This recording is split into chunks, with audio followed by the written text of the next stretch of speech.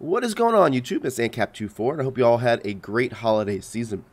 We're coming back this week with a new formation scheme out of the Seattle Seahawks playbook. We're going to be looking at the formation gun tray Y flex, which is a very popular formation throughout a lot of playbooks. The playbooks you can find this in is the Jets, Jaguars, 49ers, Falcons, Eagles, Chiefs, Bengals, Vikings, Titans, Saints, Redskins, Panthers, Raiders, and Rams. So you can see that it's in a lot of playbooks, so you definitely want to make sure that you tune into this. We're going to make sure that we're going to use all these plays out of Seattle's, but a lot of these will go ahead and translate to a lot of other playbooks, and wanted to make sure that we kind of mention those for you in case those are the playbooks you're in. And the first play we're going to be looking at today is going to be called PA Crossers, and we're going to run a little bit different and show you how you can beat cover 2 over the top with a middle linebacker in the deep blue.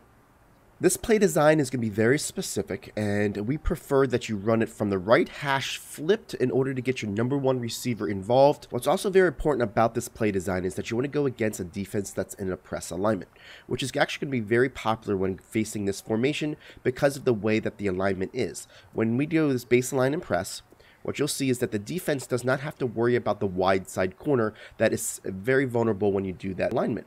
Usually, if you have a player to the left-hand side, to the wide side of the field, they're not going to be lined up on that wide receiver the way they would like. But because this formation does not have any outside threats, you're going to see a baseline press of alignment a lot because they feel like they have a good spot on the left side of the field, which is actually correct.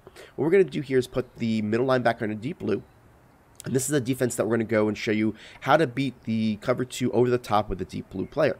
Now, what's going to happen is we're actually going to take the advantage of having a pressed alignment on the right side of the field, not the left side of the field. And most people will feel very confident if you look to the right that that cornerback is going to be in a nice spot to get a jam on that B receiver. But what we're going to do is we're going to set up our hot routes first, and then we're going to motion somebody over to make it work. So what we're going to do here is we're going to take this A receiver, we're going to put him on a curl route. We're going to put the Y on a drag. Then we're going to take this X, and when we motion him to the left-hand side, look at the B as he goes to the outside of that corner. That's going to give you a nice advantage to where that corner is going to be too far inside to get a jam on that B, giving us that free release to really get us down the field in a nice, quick manner. Now, if you see here with this middle linebacker, you're not going to be in a position to get back too far because there's no threats that's going down the field that's in his area past the 10-yard mark. You'll see that linebacker will go ahead and move to the left-hand side, kind of see that there's that curl route and that makeshift corner route that we did with that X receiver. And once he sees that everybody's stopped and there's no threats, he's going to kind of pedestrian get back and allow us to get this B over the top. Let's go ahead and show it to you.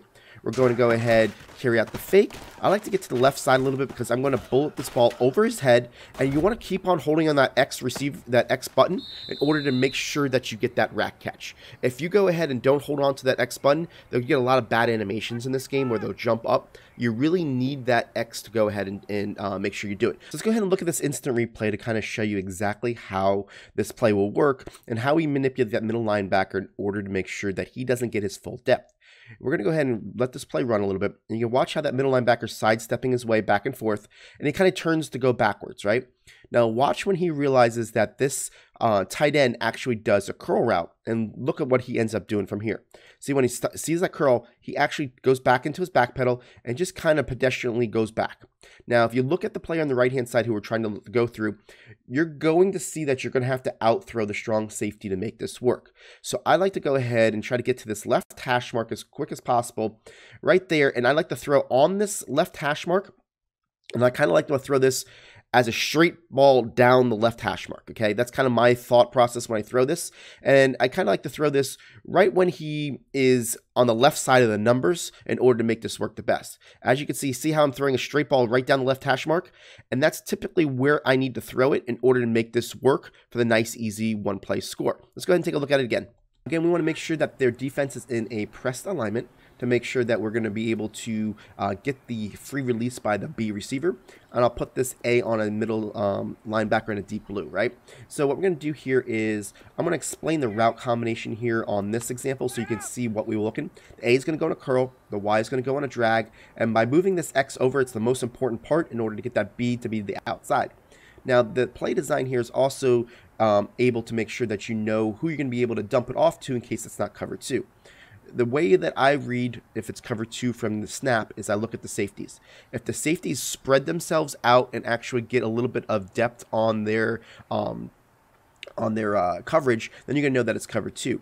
If one safety kind of goes down and one goes and rotates to the middle, then it's going to be cover 3. If both safeties kind of hesitate for a second, then move, that's cover 4. And then if there's any type of combination ones, that one will go as a cover 6, it's going to be a half cover 2, half cover 4, and vice versa. There's going to be a lot of different ways. They kind of have different ways to look at it. But if they both spread out, that's what you're looking for, the one play touchdown opportunity to the B receiver. But what we created here is 2 high-low reads. The first one is going to be the Y and the A. The Y is going to be your main threat here in case it's not cover 2, and we're going to dump it off to him as long as the user doesn't go ahead and cover him. If they do, then you're going to see that you're going to have that ability once the Y kind of clears out the zone and goes to the left side of the hash mark, we're going to be able to throw it to A because there's not going to be anybody in the middle of the field in order to throw it to the A receiver.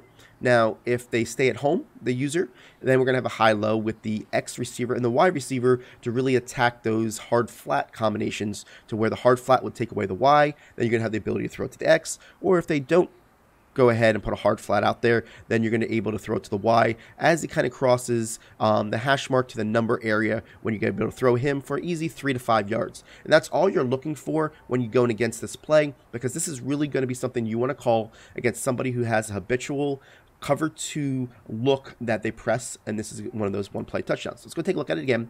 We're going to carry out the fake. We're going to get to that left hash mark because that's going to be our best opportunity to throw it. Pull it over, hold that X so you get that rack catch and get the nice easy one play score.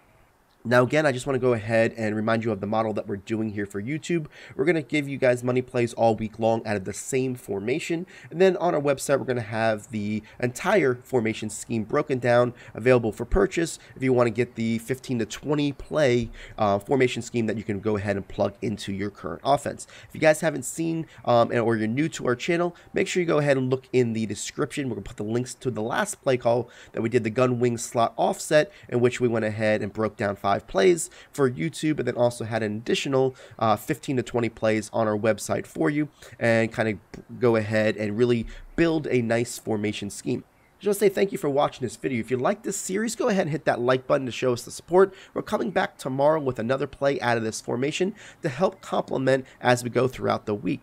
Again, check out our website for last week's formation scheme, and we'll catch you tomorrow. Appreciate it. Have a good one.